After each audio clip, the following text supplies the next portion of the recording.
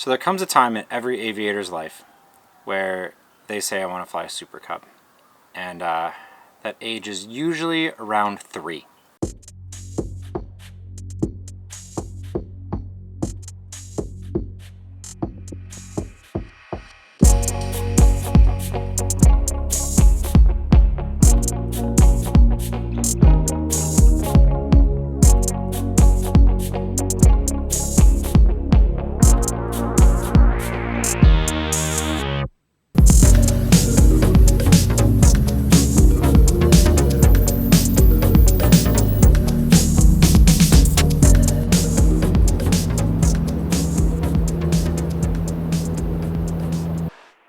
So here's what I do when I fly a Cub. I got the stick for a second. Yep.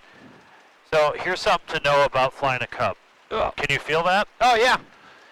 Don't let people stick stuff in the seat pocket. We're kind of lazy about that with this airplane because of Marilyn always runs the seat forward and we just all leave it.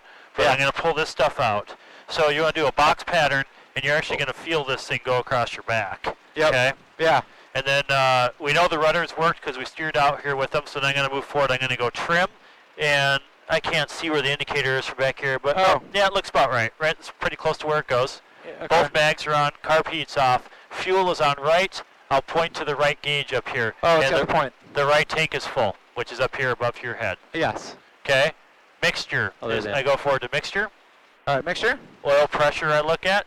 I go across the bottom of the panel, I make sure the primer's in lock, I look at the oil temperature. And then you pull up the checklist and double check. That should have been everything now. Okay. Yeah, that should be. We'll take we don't have lights on at all. We'll get those. This thing has a 35 amp generator on it. Okay. So we'll get that stuff right before takeoff, or else we'll kill the battery. Oh, gotcha. Oh yeah. Yeah, I got control, clear and collect, radio, intercom, instruments, trim, gas, mixture, primer, fullest tank. Yeah, that looks it. All right, cool. And we'll just take off. We'll do a downwind departure and go down to the south, down by Denison. Okay. And you just tail up, get it up to airspeed up to around 60, 70, and then... Tail up, but not very high. You just kind of get it off the ground a little bit and let it fly off the ground. Don't push it way up into a real flat attitude. Don't slam it into my back. No. All right, it looks like we're good to go. It looks like the 172 is stopping for us, so slowly ease the power in.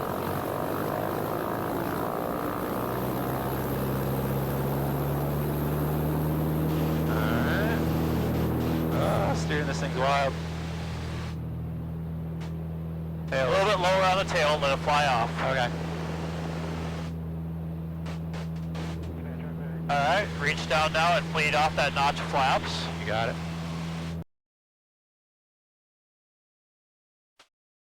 There you go. Alright, now let's do a steep turn, 360 degrees. We'll start with one to the left. Alright, steep turn. So just kind of roll it in to where you think 45 degrees of bank is. About there? Yeah, probably just a touch of power to make it work. And then just figure out where that cowling rides on the horizon and keep it the whole way around. Yeah. You got a lot of really good visual references in the front of the thing with those 2 diagonal tubes and the cowling. And yeah. This is... I don't know if I'm really 45 or not, but I think you're a little slack on 45. You should feel that G and a half into your seat. Hang on. Just a little bit of press into your seat. There you go. How's that? That's a little better. I think in the Stinson, I'm a little afraid to really crank it in. And then let's roll right into one to the right. Do the same thing.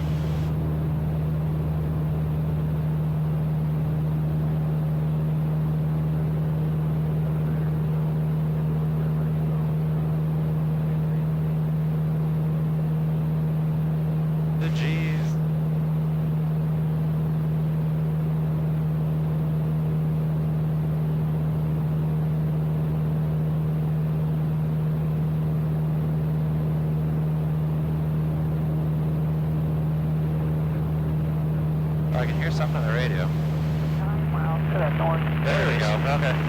Let's roll out to the south.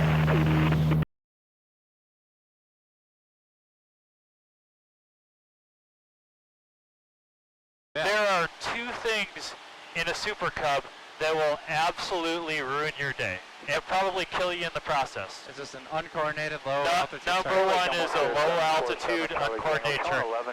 And how are we doing? Where are we at altitude? We're at 2600. Let's climb back up to 3,000. Okay. Give me a turn to the south. Actually, give me a turn all the way around to the east. Left-hand turn. Yeah, you got it. So, if you are, have you ever heard the term boost stall? A what stall? A boost stall? No. That's one of these Alaska things about Super Cubs. Basically what it is, it's an uncoordinated stall at low altitude. Okay. So what people do, it's, you know, from your private pilot training, they talk about turning on the final, overshooting final, rolling in too much bank, getting scared, using rudder, rolling the bank out, and the thing rolls over on you. Yeah. Now, Super Cub is, even the J3 will do this too. They will roll pretty aggressively. So don't get uncoordinated when you're close to the stall regime. That's like I'm asking where the ball is. I'm like, where's my ball? So I can watch my ball.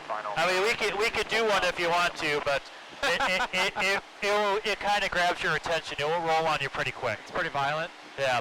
So that's the number one thing that will kill you in a Cub.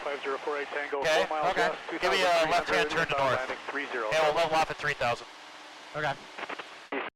Number two thing that will kill you in the Cub, we kind of demonstrated also right there. With all that forward pressure you're holding with those flaps. Yeah. Okay?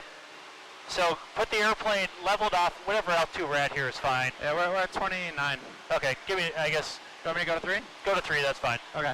Level it off, bring the power back. Okay. And so we're flying straight and level and get it in trim, but I want it in the white arc. I want it within your flap range. Okay. So keep it at about 80 80 is fine. and get just like power. Come on, climb to 3. There we are. I notice I need a little bit of like right. I need like right rudder most of the time. All right, so 80. We're gonna straight and level it. Okay, get it all trimmed up for straight and level here at 80. Okay. So use my window. There's 3,000. Need to pull back a little bit here. Turbo traffic, Capline 48 Tango, left 45, 30, turbo. Trying to hold it flat, but I'm dropping slightly. Okay, so we're, yeah, get it slowed up a bit. So Yeah. pull a little power off it, get some trim, just get it trimmed up so it's going basically straight and level at 80. Doesn't have to be perfect. Okay. We're in for the demonstration here, not for the accuracy out not for the accuracy of the whole thing. Okay. Okay. All right. Looks like we are about pretty good. I mean, Okay. How's your stick pressure right now? Pretty minimal. Okay. So put your hand lightly on the stick with your right hand. Okay. We're slowly descending though. I Yeah, guess I should. that's fine. That's fine. Okay. And we're in the white arc. Yep. Now, leaving your hands lightly on that stick, reach down and pull the flaps. Don't yank them, but start pulling them up and see what happens to the nose of the airplane. Okay. Oh, we're gonna come up hard. Keep pulling, keep pulling, keep pulling, keep Just pulling. gotta climb up. Okay. All right. So you got a demonstration of what those flaps do to your pitch attitude. Yep. All right, we can level off at whatever altitude here, and I'll tell you the rest of the story here. Okay. So you push power back up to into the green arc somewhere, trim us up, give us a right-hand turn back around to south. All right. So the thing about Super Cubs is everybody who hops into one thinks they're Joe Bush pilot. Nope. I'm learning. And they all want to get in here and they want to use this airplane to the max of its capabilities because they think it's cool and this, that, and the other. Yeah. So what guys do is they will get on the runway, they'll push the power up for takeoff without having set the trim far enough forward, I'm just watching out for that eagle. and they reach down and they rip on the flaps. Oh, to like get it lift off the ground instantly? Yeah, so it's because it pops off the ground right away. Yeah. Well, what happens to the pitch of the airplane when you do that? You got a hard stick forward if you're gonna do You it. got a hard stick forward, but holy smacks, it's already into your back.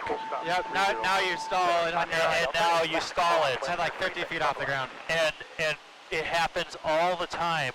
And I think I mean, for the guys who really know what they're doing and they really need that extra performance, it's a great technique. But if you don't know what you're doing, don't do it because you can kill yourself fast. I don't even take off with flaps in the Stinson. So I always say, and I do the same thing in the 180, I figure out what I want for flaps for takeoff, and that's where I set them.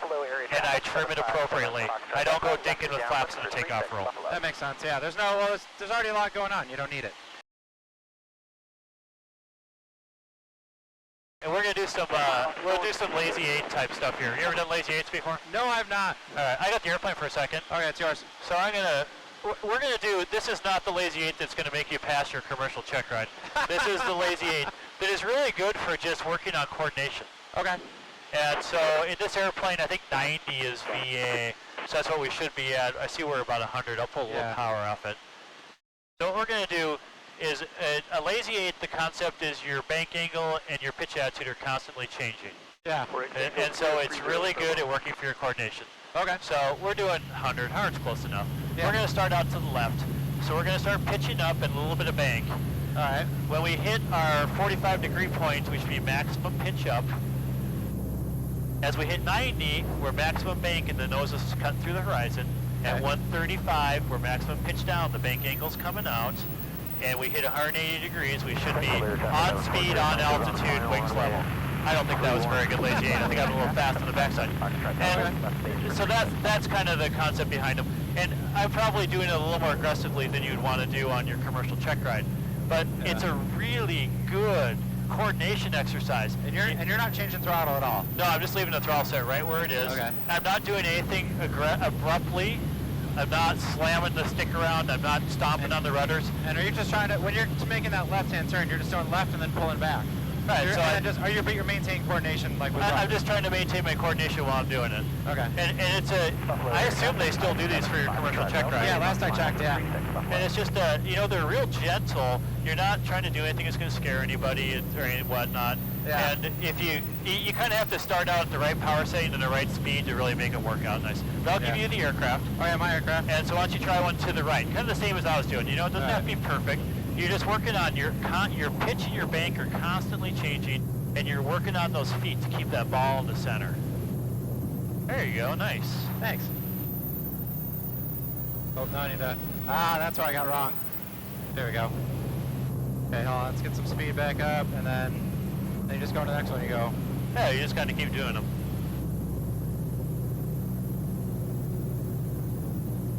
And you can kind of vary your bank angle and vary your pitch. And yeah, I didn't go up that high right there. It's just, like I said, I just use it. When I used to do a bunch of tailwheel instruction, I'd always make my students do these, regardless of commercial or private, just because I found it was just one of the best ways for people to get kind of thinking about moving those rudders all the time and keeping the airplane coordinated. Yeah, because it's, so your right rudder, hold it,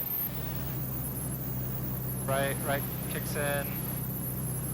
There you go, and then you're just constantly rolling that bank out nice and smoothly on the backside. Very nice. Thanks. This is fun. I actually enjoy doing this.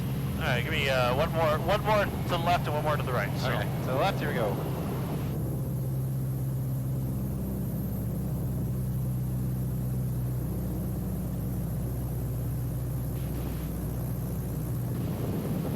Whoa. So that was, what happened there?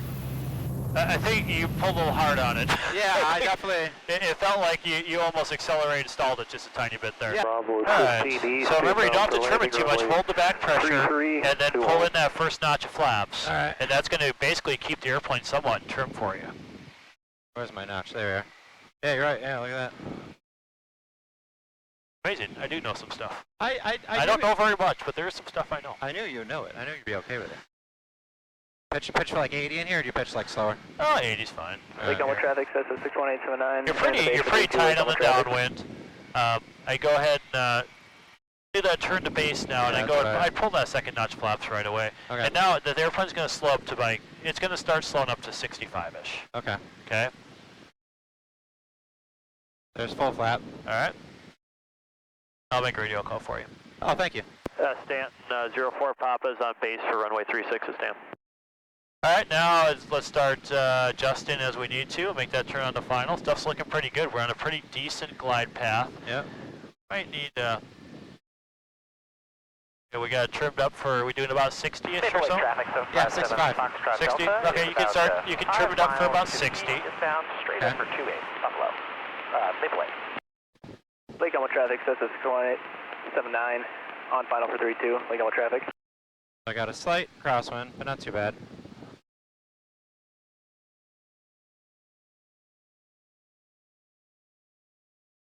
A little bit of power, a little bit of pitch. Yep, a little bit of power, yep. Yeah. Still plenty of room over the road. We got lots of runways, so. Yeah. Alright, now you're just flying it down. You're getting down here. Now you're starting to round it out. Round it Okay, out. round Round it it out. Round it out. Not too aggressively. Round it out. Round it out. Round it out. Round it Oh, out. a little bit of pull. A little bit too much pull there. Okay. Pitch attitude was a little high on touchdown. See, we hit tail whip first. But overall, Yeah. for your first try, not too bad. Oh, thank you. Shaky. I wonder if you're going to be shaky or not.